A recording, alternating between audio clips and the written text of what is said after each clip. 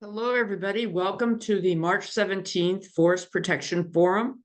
My name is Karen Mackey, and I'm the chair of the Stop Clearcutting California campaign, we're a campaign of the Sierra Club, and we are putting on this monthly forum. The campaign, what our goal is to stop clearcutting in California, to protect forests in California and the country, also to stop bad logging practices, and including biomass incineration. In order to do this, we host this forum every month. We also write letters to the editor. We submit comments to government proposals. And we also have social media posts on Facebook, Instagram, and X, and Threads. If you're interested in participating in our campaign, you could email me at karenmackey.com.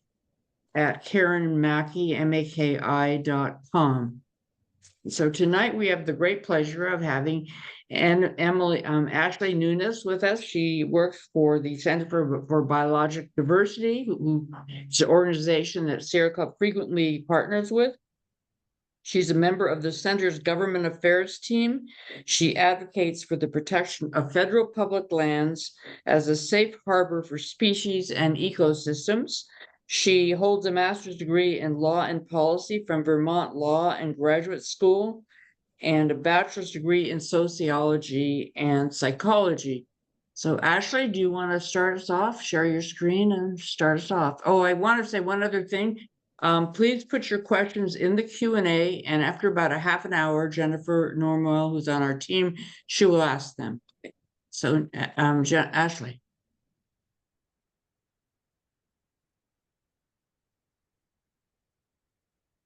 Okay, tech check. Can everybody hear me? And can everybody see my screen? Karen, can you speak for the group? Yes. Are we good? Oh, that's so good. Okay. Happy Monday. Maybe it really feels like a Monday where you are. These are not normal days. These are not normal days, and I'm just so sorry.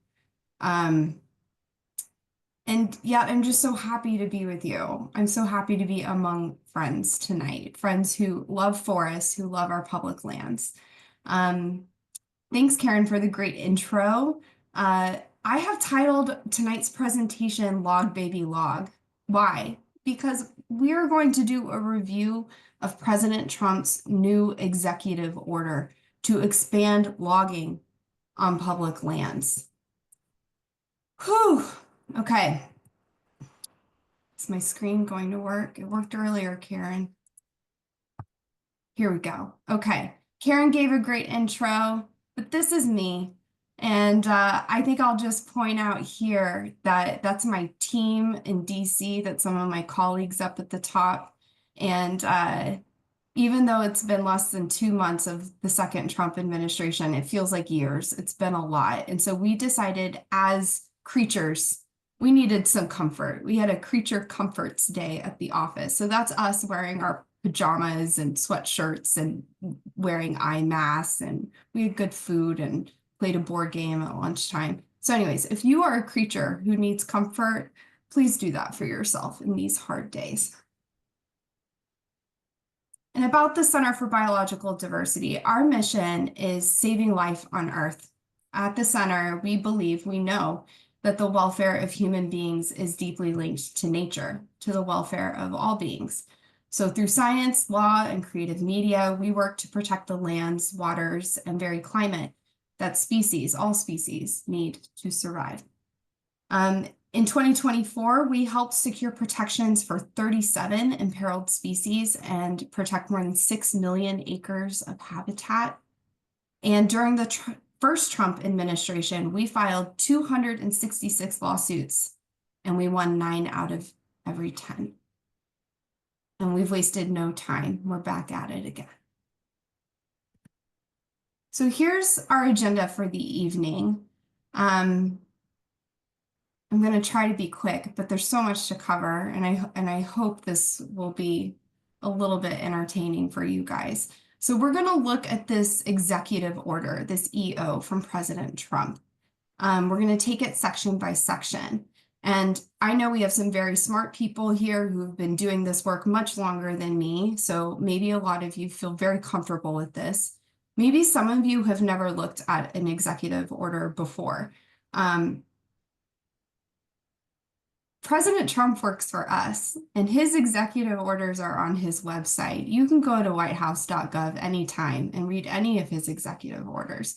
And I don't want any of us to feel intimidated by the law. We're going to all be policy wonks tonight. We're going to look at this executive order together and notice, just at a high level, what is most noticeable, what is most important about this EO. Then we'll have a moment for some reactions. I have a couple of questions that we can look at together to just understand the executive order better. Then I want to make a connection with what's happening in Congress, and then give you guys a call to action, because you can do something and you will make a difference. Then we'll have some time if there's any questions, and we'll pause, I think, towards the top of the hour. So if people really only have the hour, that's fine. But if there's more questions, I'm willing to stay a little longer. So if you have questions, keep track of them, please. And then we'll close out together. So this is our agenda. Thanks for being here. Let's look at this log, baby log. Okay, on March 1st, President Trump signed this executive order that he's titled Immediate Expansion of American Timber Production. I'm just going to show you up front what I think your takeaways will be, okay? So we're going to go through it, but then we'll come back to this. What's at the heart of this executive order? Here's what I think you'll notice. That President Trump is looking to use all existing authority to maximize timber production on public lands. And he wants to identify and remove any remaining obstacles to timber production on public land. And if there are other values for public land, other uses, be damned. Log, baby, log is what he wants to do. So the executive order has 5 sections. We're going to look at them one by one. Section 2 is the longest. It has some subparts, but the others move more quickly. We can do this. We're policy wonks and we care about our forests. Okay, the first section is the purpose. The executive order has a purpose, and I've highlighted some text throughout. In his words, what's the purpose of this executive order? To fully exploit our domestic timber supply, to increase domestic timber production. Okay, why? Here, there's some more highlighted text. It says, the United States has an abundance of timber resources that are more than adequate to meet our domestic timber production needs, and not logging a lot has impeded the creation of jobs and prosperity, contributed to wildfire disasters. A lack of logging has degraded fish and wildlife habitats and increased the cost of construction and energy and threatened our economic security. A lack of logging has threatened our national and economic security. So Trump is making some claims here that a lack of logging hurts the environment and that a lack of logging threatens our economic and national security. Big claims. So to log, baby, log, how does he want to do that? Well, here in section 2, he gives some directives to the Secretary of Interior and the Secretary of Agriculture. Our executive branch has departments, and under those departments, there are agencies. And so these directives are being given to the Secretary of Interior and the Secretary of Agriculture. And then within each of those departments, there's an agency. So the Bureau of Land Management is within the Department of Interior, and the United States Forest Service is within the Department of Agriculture. So President Trump is giving these directives essentially to the departments and to the agencies that have oversight over the forests in our public lands. And what does he want them to do? Well, here in subsection A, President Trump says, issue new or updated guidance.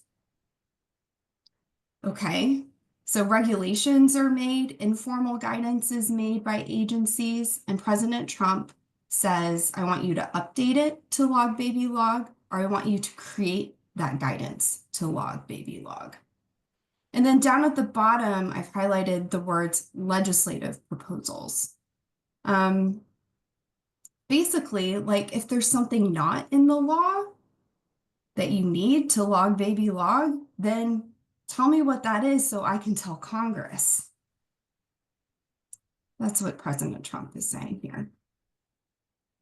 And what lands are impacted? I just think it's worth pointing out. I know that little bullet is like technically an arrow. To me, it looked like a little tree. So I was like, little tree bullet points are great. So how many acres are affected? Well, the Bureau of Land Management and the Forest Service manage hundreds of thousands of acres for the American people. But not all of it is forest. Some of it's grasslands, desert, whatnot, different types of landscapes. But all in all, we're looking at about 155 million acres that could be like immediately implicated here. This is also not factoring in wilderness areas or roadless, we need roadless areas as well. So it's a lot of acres that are immediately implicated by the scope of this executive order.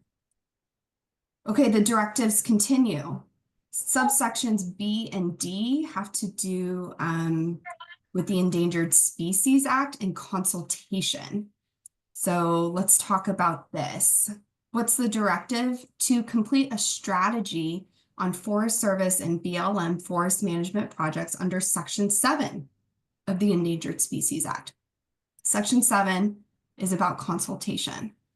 And then what does he want to do with that? Plan, delegate requirements, and again, create a legislative proposal to ensure consultation is streamlined. So Section 7 of the Endangered Species Act is relevant for forestry because Section 7 ensures that there's interagency cooperation across the federal government. When projects are going to be done, when actions are taken, it's this interagency consultation and cooperation that ensures that there will be no jeopardy for an endangered species or no adverse modification of their critical habitat. Here, President Trump is saying, I need a strategy for this. I want to log baby log, but endangered species could be in the way. So when we consult on endangered species, I need a plan and I need for us to delegate these things so that we can get it done faster and get these endangered species concerns out of the way. That's what's happening. Okay, subsection C. I'm going to call this the timber target section. President Trump says he wants a plan that sets a target for the annual amount of timber per year to be offered for sale over the next 4 years from federal lands. Okay, I'm just going to observe here that it says the next 4 years.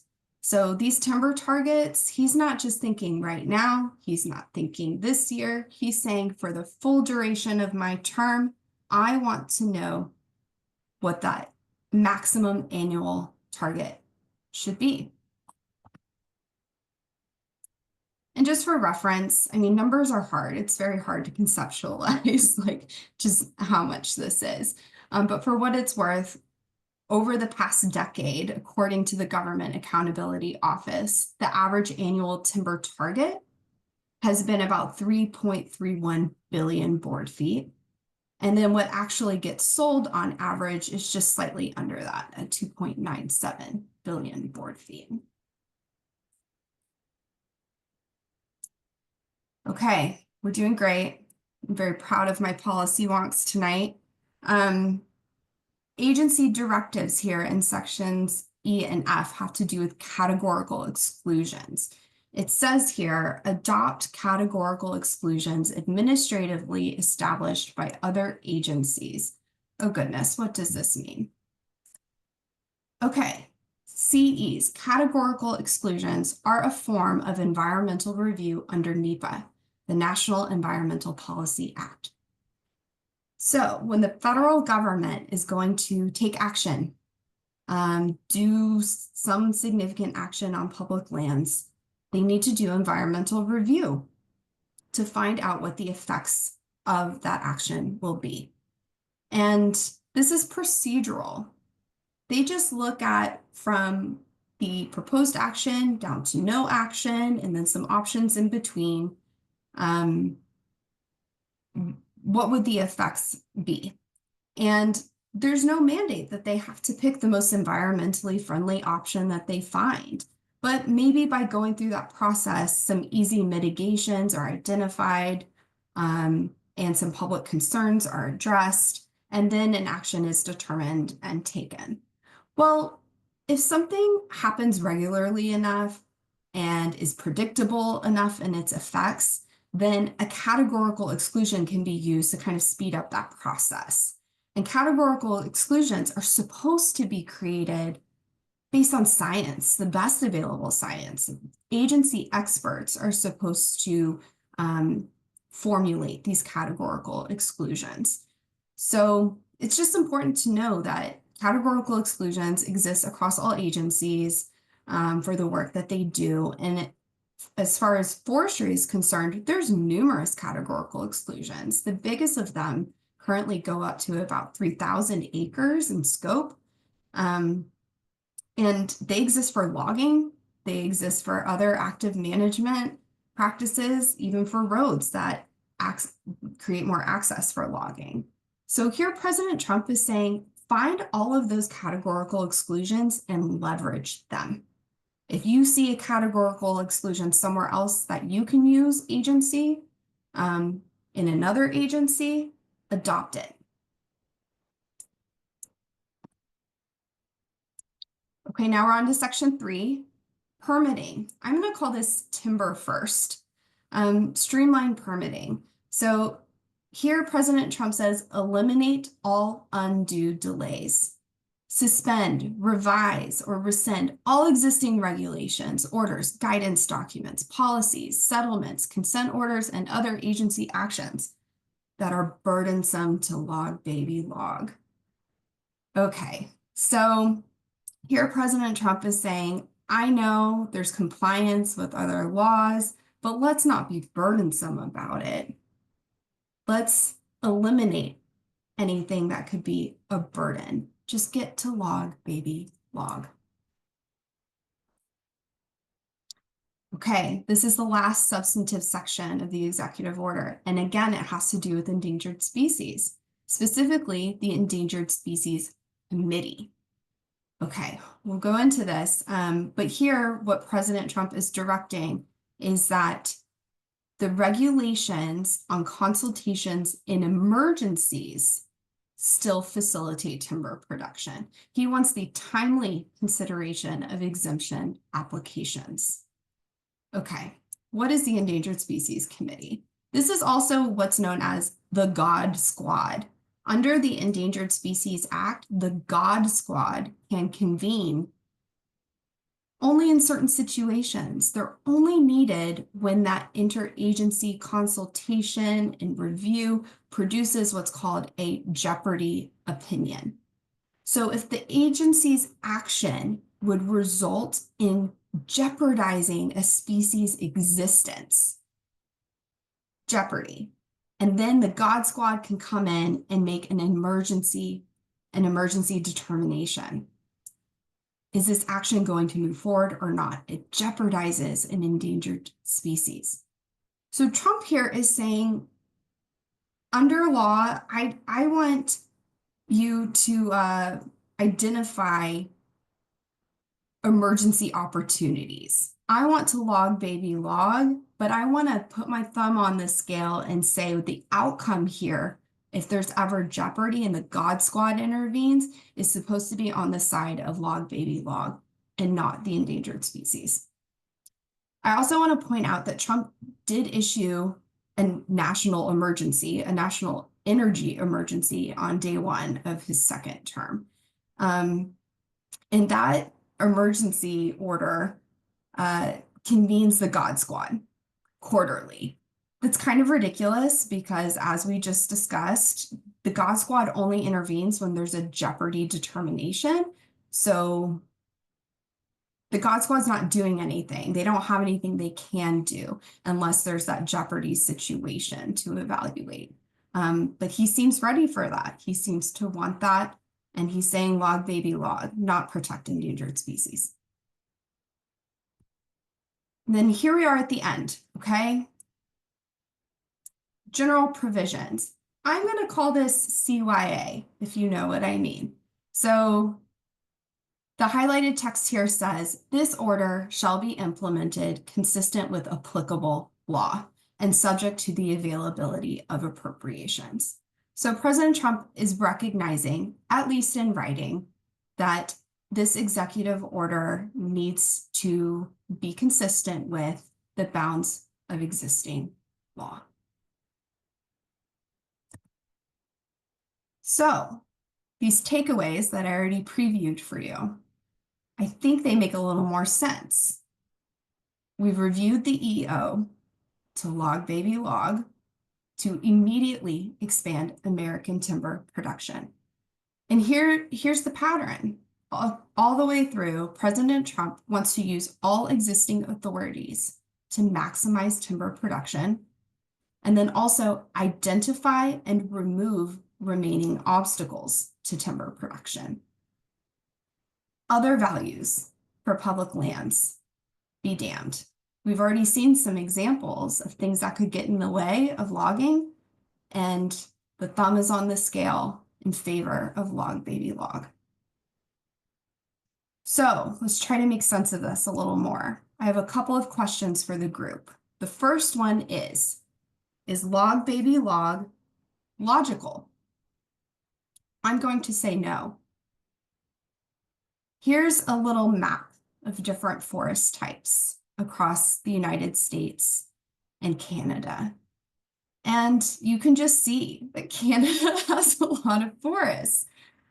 And it has a lot of the forest type that creates the products that Americans want.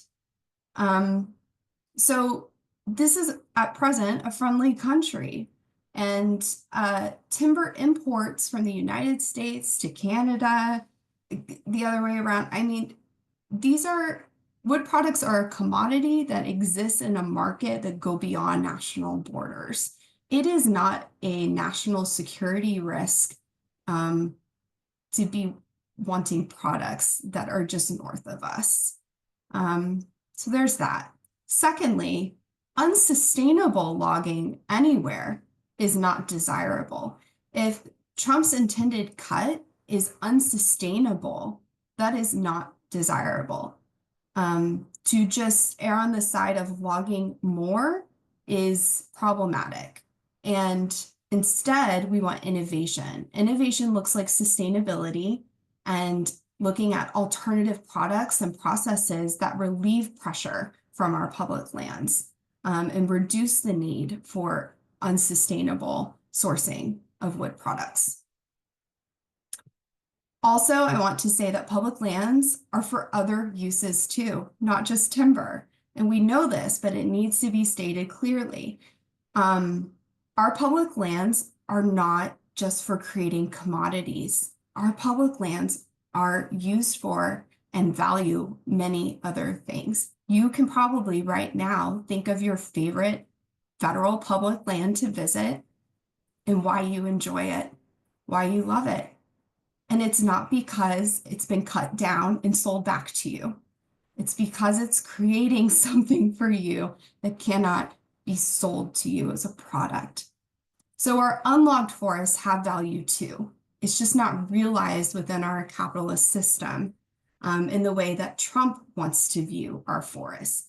we know that our forests have value when they stand. There's ecosystem services that are provided. Our forests keep water clean, protect slopes, sequester carbon, are habitat for species, and are places for us to visit and recreate. So our public lands do much more than what Trump is imagining. His vision is log baby log, and trees are a commodity. We look at our public lands and we know that our trees are so much more. Second question, is log baby log legal? I have to say, to a point. It is, to a point. The president can set policy within the bounds of the law, and agencies do set annual timber targets. But there are other laws we need to consider here. There's FLPMA, the Federal Land Policy and Management Act, and very importantly, NIFMA, the National Forest Management Act. And these forests that are managed under these laws are subject to a multiple use sustained yield framework. This framework considers other public uses and values. So what are some things that NIFMA requires? This law requires the protection of watershed, soil, and wildlife viability from irreversible damage. NIFMA also requires the protection of water bodies, and NIFMA requires the maintenance of viable populations of existing native and desired non-native species. So there are other things that are supposed to be considered here when deciding whether or not logging can take place at a specific location, right? And this is where our groups are so important. The Sierra Club, the Center for Biological Diversity, other groups, local communities, we look at this framework and we recognize that there are competing uses at play under the law. And we have to know when something irreparable could happen, when a negative consequence is possible from an action, and we have to call it out. We have to try to stop it, because the law here does not give us a bright line. It is possible that, you know, based on different scientific facts, just whatever information that the stakeholders involved are looking at, that they could come to a different conclusion or provide a different justification.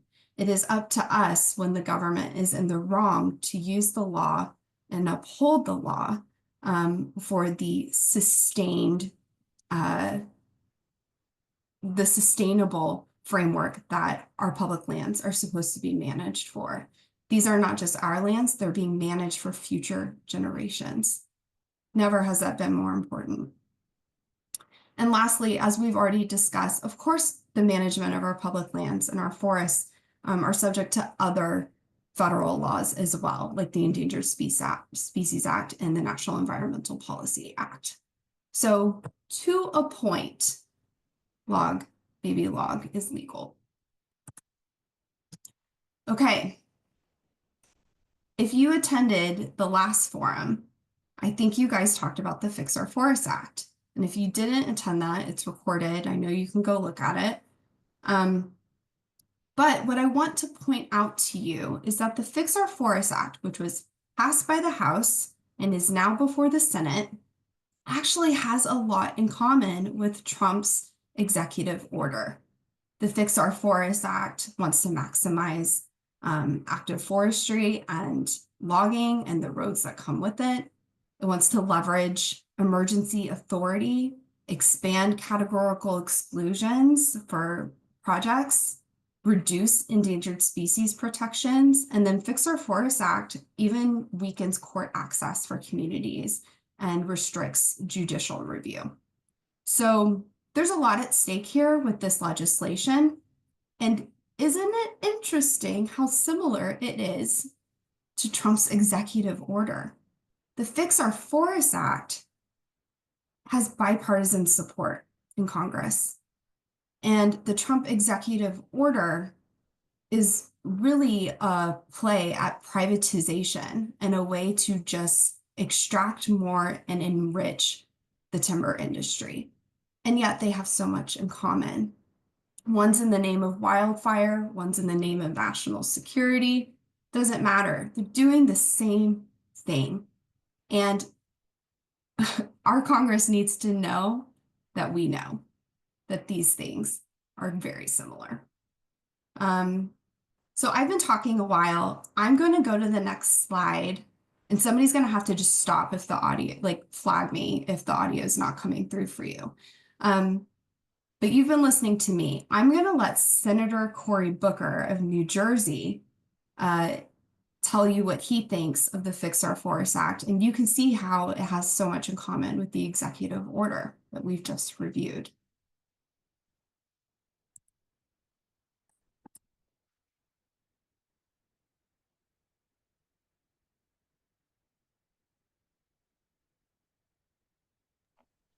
We can't hear it, Ashley. Can't hear him. Yeah, I can't hear a word.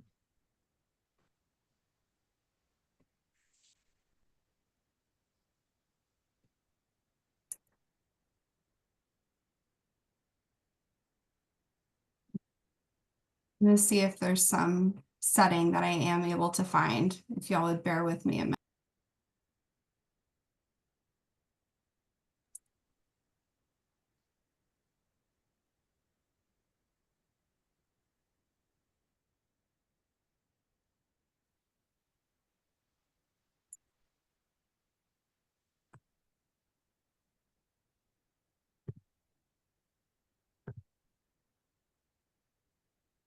If you can't find it, Did that work?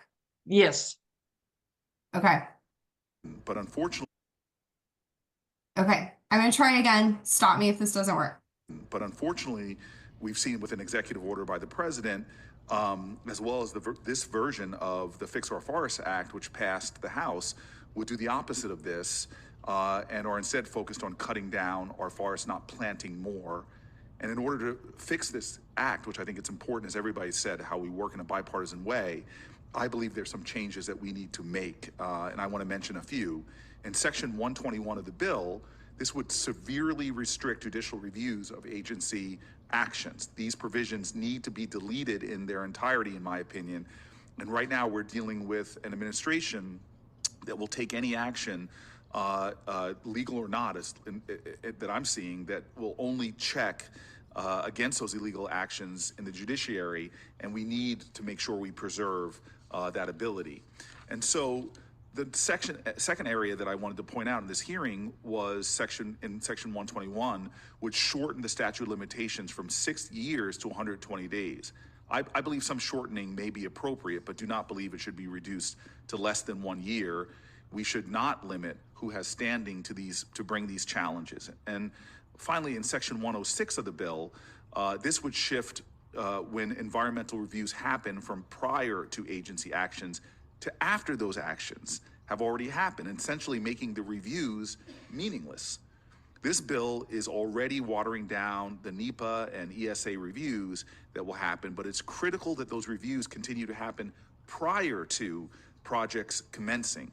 A final concern with the bill that I'll mention and really lead into a question is the proposed increase in categorical exclusions up to 10,000 acres.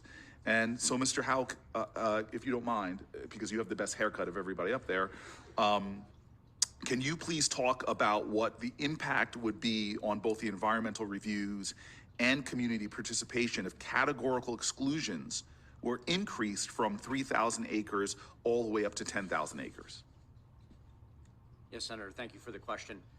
My experience in Gunnison County, and I think it would probably be applicable to maybe the Pine Barrens as much as the Rocky Mountain West, but the idea that having the communities that are closest to this involved in that process are important. And my concern with the watering down or the lowering of or increasing the threshold for these categorical exclusions would be that it doesn't allow the more robust issues to be discussed in a way where there's upfront input from local government, from industry, and also from other folks in the communities that are invested. And then on the back end, what they're going to do is litigate in order to slow things down. And so sometimes the idea of going slow to go fast is there.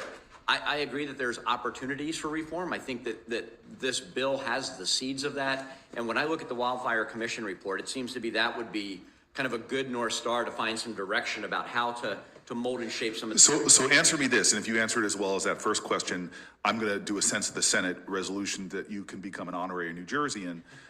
But can you please just sort of expand on your written testimony, which I thought was really pointed, that NEPA and ESA have not been a problem in developing and implementing vegetation management projects, and say more about what the real causes of the delay in project implementation are in your view? Because I believe we need to cut bureaucracy and get things done, but it seems like you were saying that the delay in project implementation is not the NEPA and ESA. Yep. What I've experienced in Gunnison County and in Western Colorado is often it's the contracting, the time takes the contracting and getting the resources on the ground after the environmental analysis has been done. That has been more of a impediment to getting good work done on the ground in my neck of the woods than the actual NEPA process. Free tolls on the Jersey Turnpike. Thank you very much, sir. Thank you, Senator Booker. If the Fix Our Forests Act were passed, we now know what Trump already wants to do. If he had additional latitude given to him in his administration by Congress, that would be so damaging. So here's what you can do, and I trust that you will, please. We have so many Californians here, and you are in a unique position because Senator Padilla of California is the lead negotiator of the Fix Our Forests Act in the Senate. Senator Hickenlooper really wants to take up this bill, potentially do a Senate companion, or look to revise the House version, but Senator Padilla is at the table with him. So, Californians, you are in a privileged position as constituents, and Senator Padilla needs to hear from you, as does Senator Schiff. He is new in the Senate. He is trying to find his footing, and goodness, we want him to stay a champion of our environmental laws. So, call and write your senators. I'm going to say this week, because the Congress is in recess this week, and when they get back next week, they need to have already had you in their ear. They're going to be back at work. They probably really want to take action on the Fix Our Forests Act. We don't know how soon that could be, but we don't want to risk it. So please call them this week and say, oppose the Fix Our Forests Act. It is right in line with President Trump's agenda. And there's some world where they don't just oppose the Fix Our Forests Act, and they maybe want to look at the distinct provisions. So they need to know your heart, that you don't want rollbacks of environmental and judicial provisions. That's what's really at stake. Okay. The second thing, if you haven't done yet, you can do it tonight. This is the link. I'll try to put it in the chat if somebody else can't, but I'm asking you to do this tonight because it's easy and you can just get it done if you haven't done it already. But Sierra Club has the action alert to ask senators to oppose the Fix Our Forests Act. And there's a goal of 10,000 people to sign this. And if you have not signed it yet, you are going to have some strength in numbers here. We need you.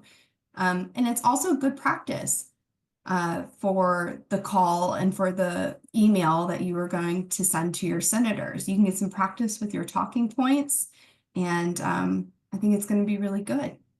Then the last thing I would say is that we need to talk about this, not only for our own understanding, but because we really just need each other right now. Our government is under attack, and we are fighting to save what we love. And it's really important that we be able to express what matters to us, and that we connect with other people who care too, and that we bring them along in what can be done. So that's all I have for now. I'm going to stop sharing my screen.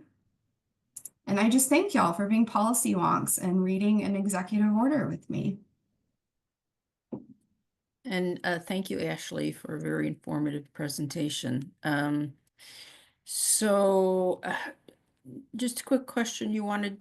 Ashley, you wanted to share something at close. Would it, just so we can kind of move Yeah. through Q&A, I'm thinking, why don't you share that? Some people may drop out earlier than the hour, and I just want to make sure everybody gets the opportunity to share Sure. closer with you. Okay, well, I'll hope that you stick around if you do have questions. But I'll go to try to share my screen again. I am here for our hearts, our souls. I just feel like we have to dig deep right now. So I found a prayer, or not a prayer, it's a poem. I guess it kind of feels like a prayer. I don't know why this was easy the first time. Oh, Jennifer.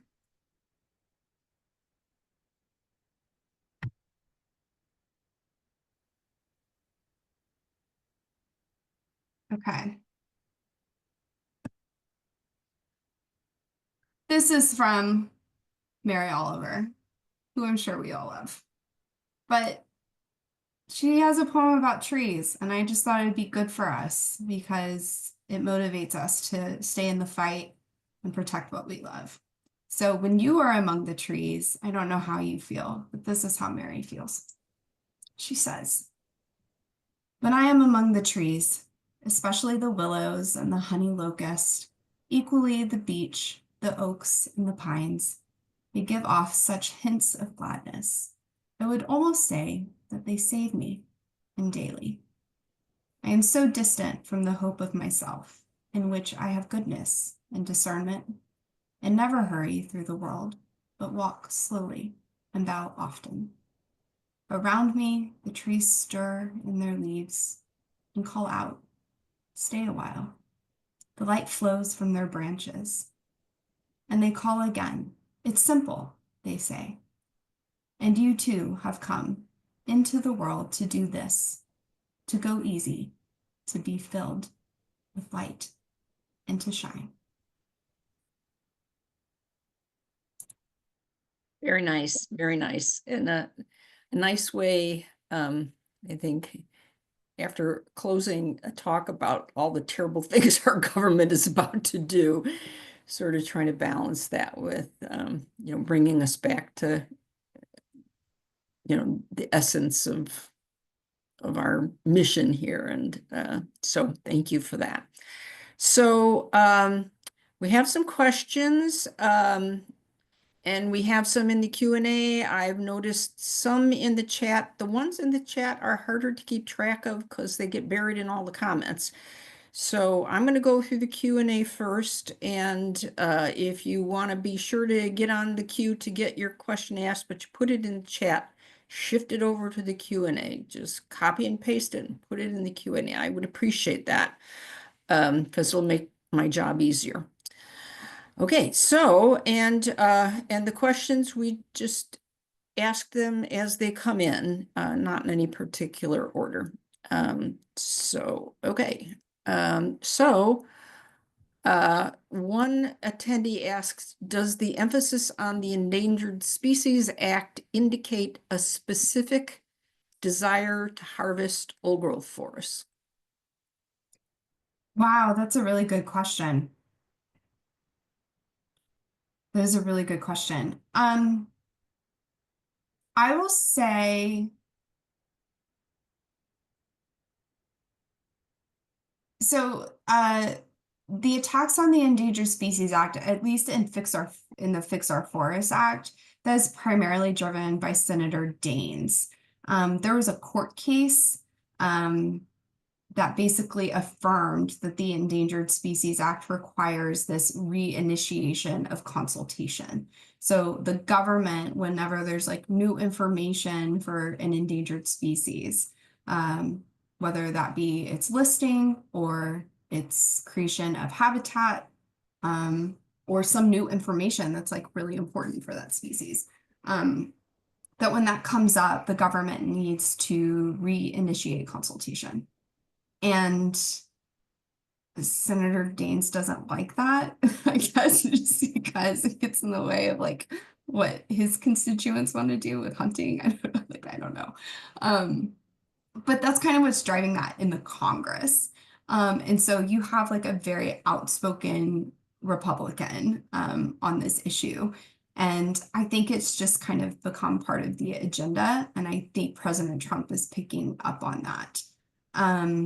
Endangered species protections, like critical habitat, are like very discrete places. It's like not hard to plan around, which is what our land management agencies must do. President Trump just doesn't want anything in the way. He's really prioritizing extraction.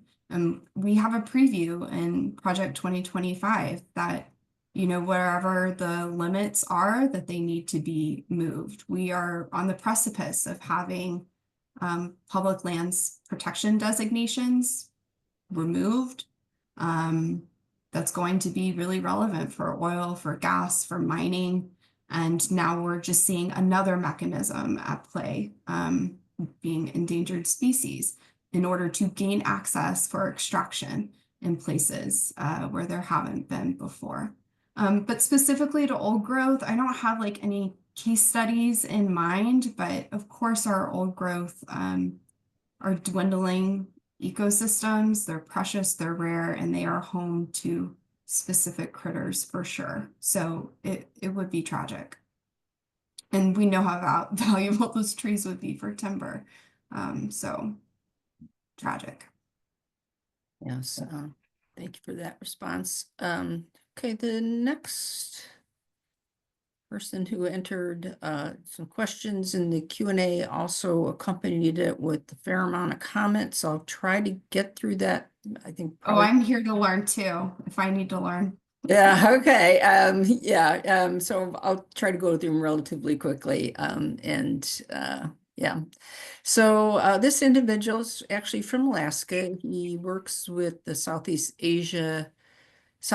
Alaska Conservation Council and is working on the Tongass. So the Tongass and road rule have been explicitly targeted. These other executive orders for increased timber production and timber imports as a national security concern are deeply concerning to us, given the Fix Our Forest Act, which undermines NEPA, the environmental ESA, whatever that stands for, and as passed out of the House would allow categorical exclusions up to 10,000 acres. My understanding is that Senator Hookenlipper is considering drafting companion FOF legislation. You mentioned that in your talk. They had a Senate Energy and National Resource Committee hearing recently, but there is not a bill in the Senate that I'm aware of. It seems like getting calls and actions alerts into the Dems on the Agriculture Committee makes the most sense. There's also the Good Neighbor Authority that seems like it might be used nefariously within the U.S. Forest Service in states such as Alaska. Questioner commenter says, if Fixed Forest passes and is signed into law, I can see how these 3 executive orders will be expedited and with all the federal layoffs. States are likely going to say that they need to manage the forest, which just means log, and here in the Tongass, we're going to be at the forefront. So, okay, question. So how can national groups help to coordinate with us in Southeast Alaska, number 1, and if Fix Our Forest passes, things are going to hit the fan quickly. Are others looking at Good Neighbor Authority? Thanks to this thoughtful person who knows a lot about what's going on. Okay, how to help coordinate in Alaska. I'm not going to speak for the Sierra Club, but I know that you have strong efforts coming directly from the club.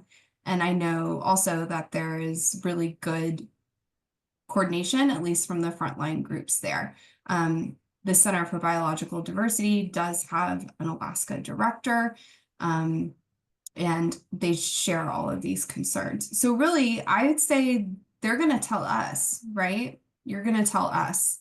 I think we're doing the work by being here right now and connecting the dots that this matters, not just in the lower 48, but for Alaska too.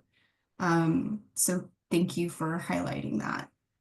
Good neighbor authority. This is a really smart thing to bring up, and it was like varsity level wonky. So we didn't do that on the review of the executive order. But if you want to go back and look at the executive order, you'll see it.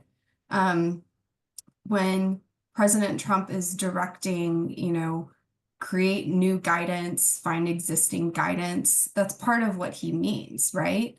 And that's in the Fix Our Forests Act too. There's some like loopholes there where good neighbor authority can be exercised. So that is a means of achieving more logging. And you're right that forest management can often just mean logging.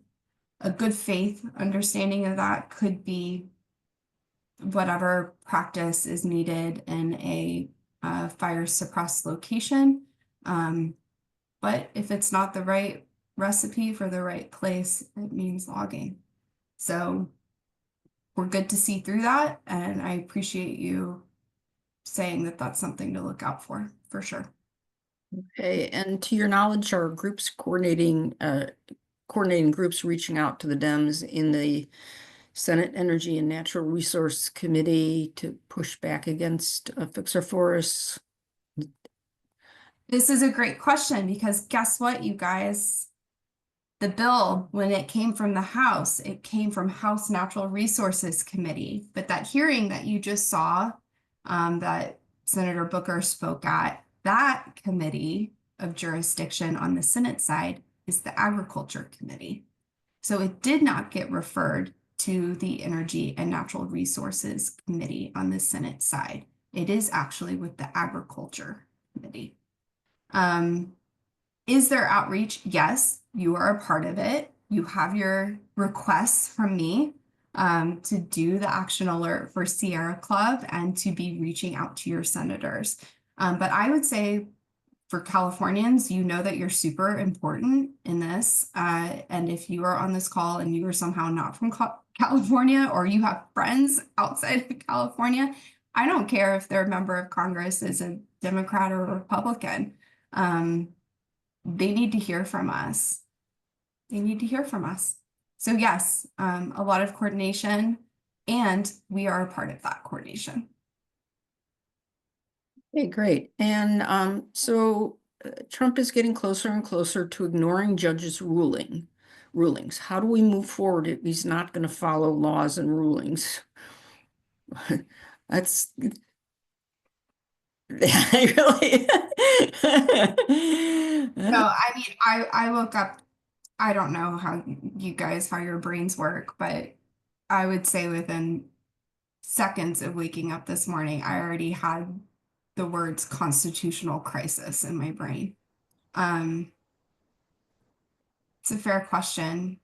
I think what we saw last week, we saw Democrats not necessarily be responsive to constituents in terms of opposing the Trump administration. And they're dealing with that right now. A lot of members of Congress know that we want that from them. We need that from them. Minority Leader Schumer just postponed his book tour. So he's getting the memo that he's not necessarily welcome where he thinks he's welcome. And it's because people want to see this opposed. So the two checks on President Trump it's going to be the Supreme Court, and it's going to be us and our members of Congress and our friends in the streets. I mean, however you want to act, however you feel called, whatever feels aligned for you, I don't think you'll regret speaking up and acting. So Yeah. I do know no one of us is going to do it. It's going to be together. Yeah, in these treacherous times, nobody can afford to stand by silently. So why does the group American Forests support Fix Our Forests Act so unequivocally? What's the group name? American Forests? I'm not going to pretend that I know this group and what they're about.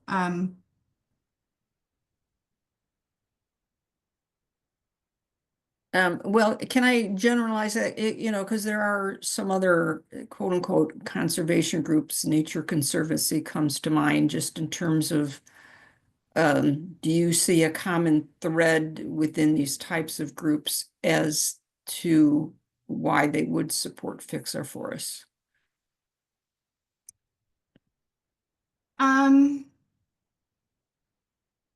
We do have a legacy of fire suppression that has been harmful to places. And I think the desire to do something about that in a fast and furious way can be strong. And I think some groups see a 10,000 acre categorical exclusion as an asset. I think we know that that's not scientifically based. There's no way that that's not going to have significant effects, and that good decision making is going to be done with a little more scrutiny.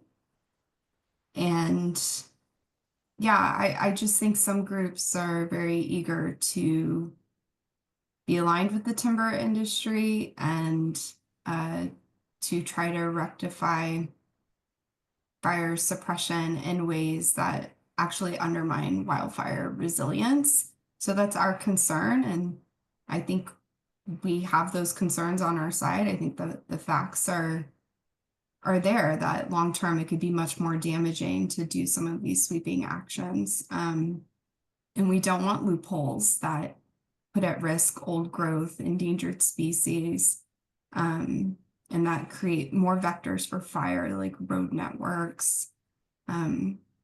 So there's some holes to poke, and the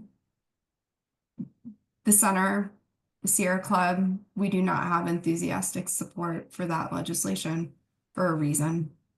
I'm not going to pretend to know the minds of people who would be willing to roll back access to the courts, the ability of a judge to remedy an illegal action, to sideline endangered species protections. That's just not what I'm about. So. And I do want to break from the questions for just a few seconds since we're at the top of the hour and people oftentimes have other things they need to get to. So thank you all for attending. This has been, I think, very informative, kind of, disturbing, presentation, but if this is what's happening, we don't want to put our blinders on. So Ashley has agreed to stay on for a little longer after the hour. So we are going to continue with questions, but just wanted to be sure to thank our attendees for joining us today. So with that, I'll get to the next question, which is, what is the White Bark Pine range-wide programmatic consultation? That's somebody who was really reading the executive order and saw that subsection. I feel like I need to pull it up and look at it. And while you do that, Ashley, one other thing I just want to say to the group, We'll be announcing our next month's speaker soon, and you will all receive invites to the next Forest Protection Forum.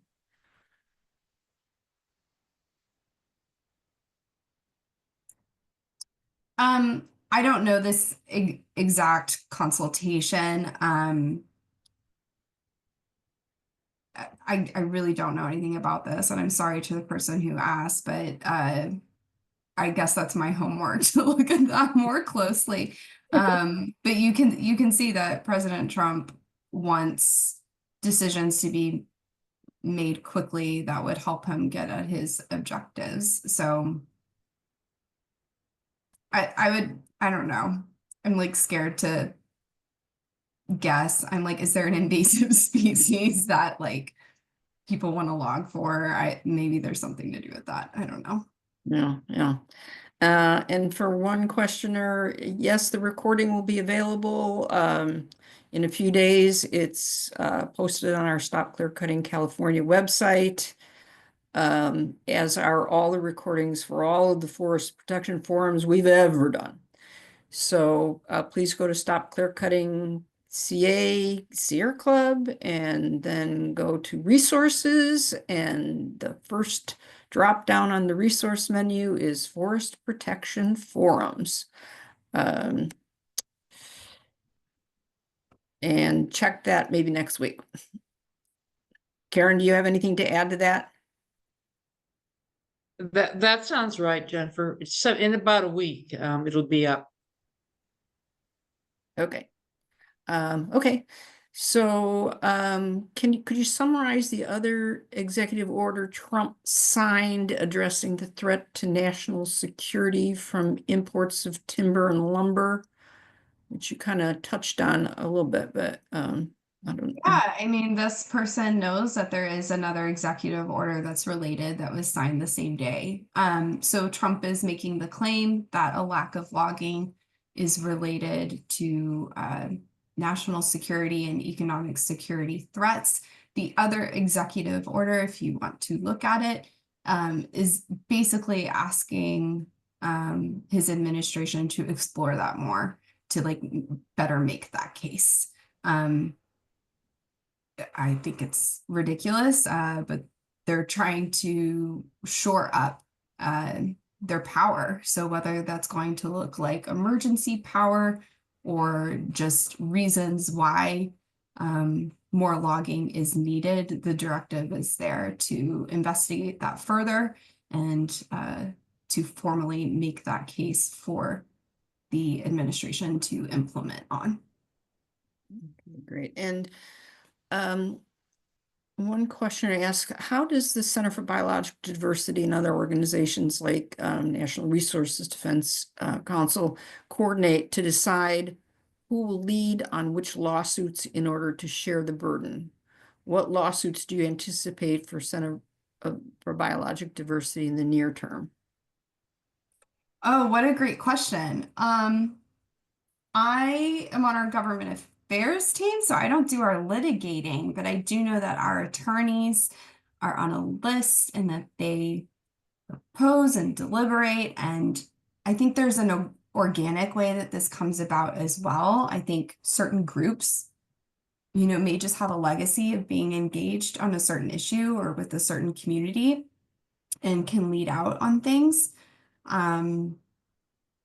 So who litigates what? I don't know that I have a lot to add there, except that of course it's deliberate. And what was the other part of that question, Jennifer?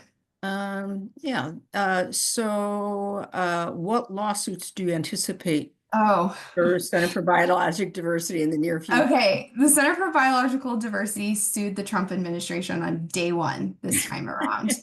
I will tell you, we are still doing, of course, all of our care about upholding the Endangered Species Act and our other landmark environmental laws.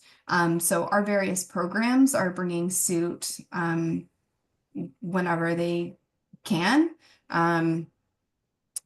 And we are uniquely interested in Doge. So if you want to look up our cases so far, you'll see that we are not okay with the obscure nature of what's happening in Doge. We want to know who's directing what, how it's being communicated. We think the public has a right to know how this is all going down because it's illegal, it's unconstitutional. There's a lot at stake here and a lot of decisions being made, out of normal channels. So we're going at Doge. And if you want to look up our court cases, you'll see a lot of what we normally do with our advocacy, but also we're like the one environmental group that is going straight at the Trump administration for sure. Good for the So it's good fun. If you're interested in that, I would say stay connected with us, sign up for our emails. Well, Yeah. I think a whole lot of people and organizations have concerns about Doge. So thank you to the Center for Biological Diversity for trying to land the first blow. Okay, so moving on, is the 155 million acres you mentioned include only forested acres? Yeah, it's kind of hard to get at the math. I had to do like really ballpark thinking about this, but it's like the Bureau of Land Management, the Forest Service, the acreage that they just manage, and then thinking about what from that is forested, and then what from that is unavailable from logging at the moment based on roadless or wilderness designations. So ballpark,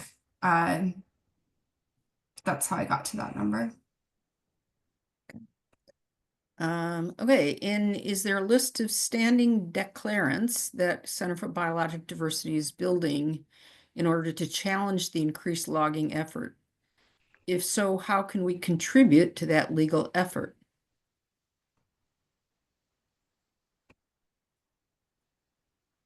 I may need to follow up with you guys if we could put like a little note in your recording stuff.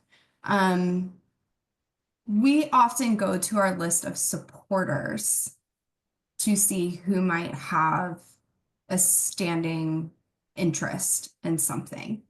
If you yourself like really care about a certain species or place or whatever, that's great. But if you are not in our network, we probably won't have a way to ever like know that about you.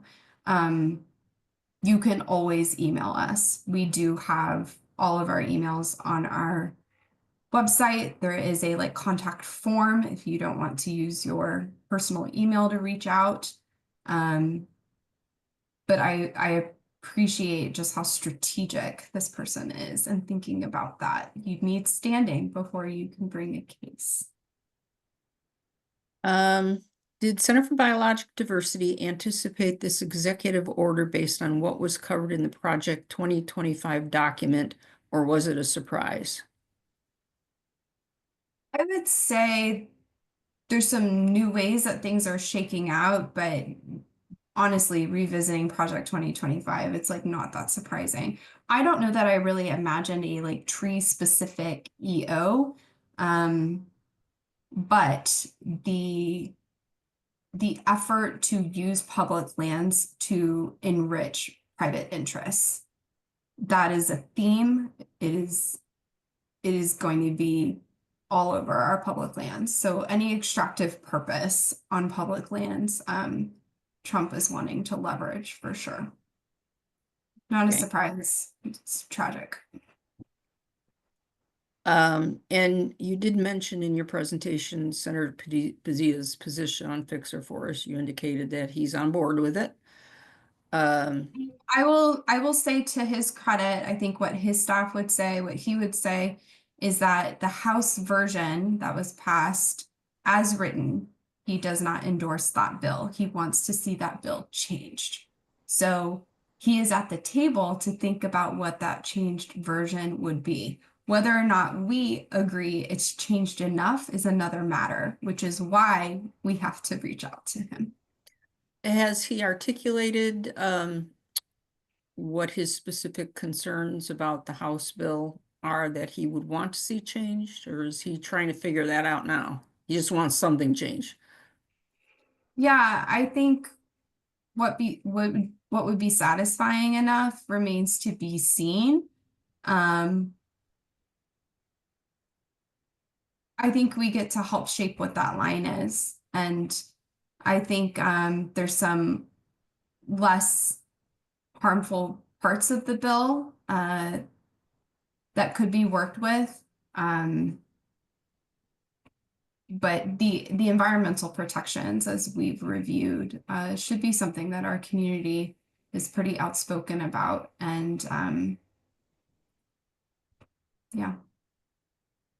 Okay, and We're writing history, guys. We're writing history. So don't make it a foregone conclusion if you think he's going to act a certain way. We don't know what they're going to do. We get to help create that. yeah.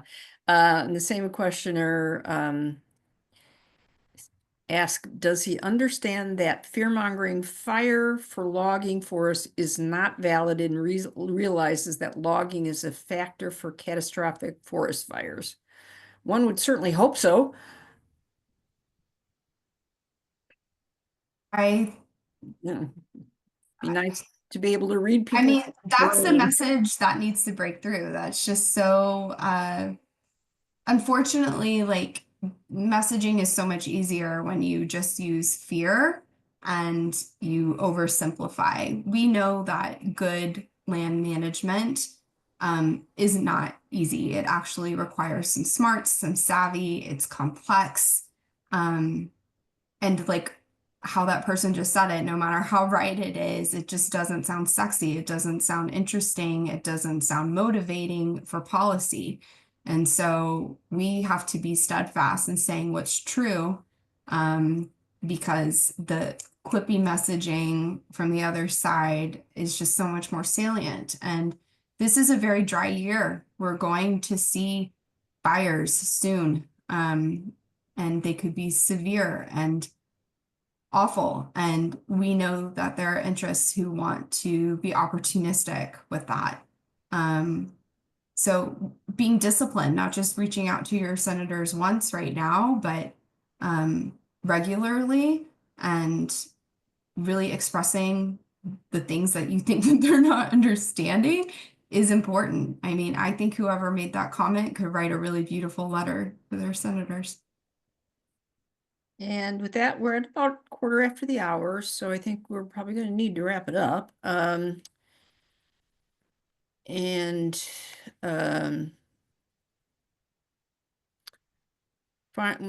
last question. There seems to be several Democrats willing to sign on to Fix Our Forest Act. How do we fight that? Because the truth doesn't seem to matter.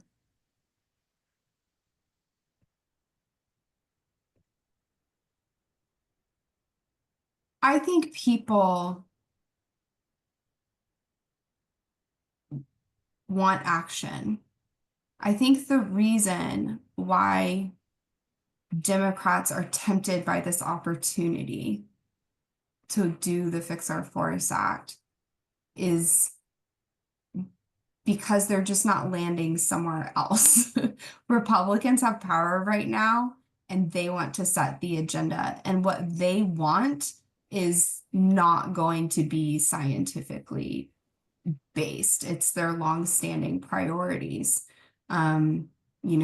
tucked into this legislation.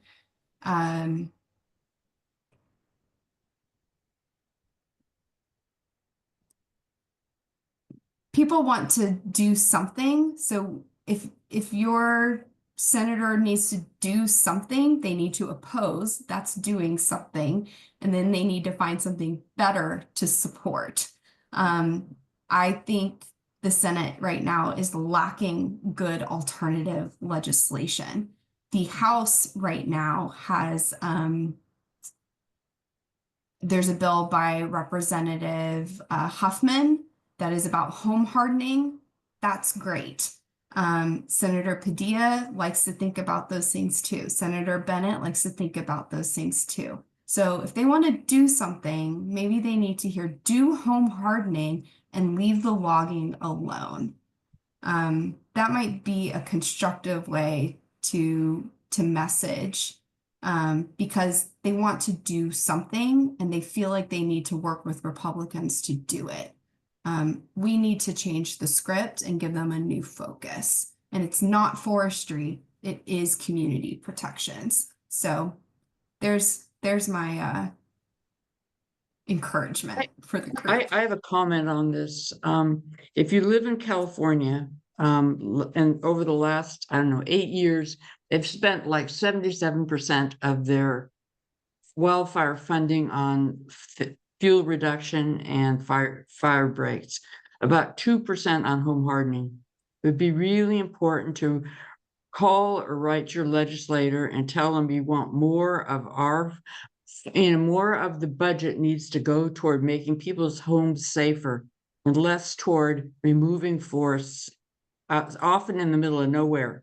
In the Sierra Nevada, far from people where anybody lives, they're doing fuel reduction. No, it needs to be near communities, and we need to be spending more money on home hardening. So if you could write a letter to the editor, that would be super. That would be really super. I personally had what? It's a false choice to support the Fix Our Forest Act or to do nothing. That is such a false choice. We need our Democrats to oppose the Fix Our Forest Act and to stand up for communities. Yeah, that's that our local representative from the House, this was what we were told why he's Democrat. This is what we're told was why he supported Fix Our Forests, is because he wanted to do something. And it's like sometimes doing something is worse than doing nothing, but so it was very discouraging. So yeah, let's I think we have to use the power of our voices more effectively. Wow, what a intuitive and wonderful group. Really, I just want to say thank you again. I didn't know who I'd be seeing tonight. You guys have been so great just to listen to me talk. I know there's so many of you who are so much smarter than me. Just thank you for caring and for being invested in this cause. And I support you. Please go out with your action items and just know that there's a world of us really who care and who know there's so much worth saving. So please keep doing this good work. Thank you all so much for being here with me tonight. And thank you for your generosity of your time, staying with us a little longer past the hour. Thank you so much, Ashley. And I want to say that I also put a link to a op-ed I did in a home hardening that was published today in the chat. So if you want some pointers on what you would write in a letter to the editor, you could, look at that, and or you could respond to it. So gold stars, Karen. That's awesome. And Ashley, you're getting plenty of loving in the chat, with a lot of kudos for your presentation and a few comments about people who have taken action. Yes, keep at it. It's a long fight. We are in it together. Thank you, everyone. Okay, thank you so much, Ashley. Good night, everybody. Have a good evening. good night.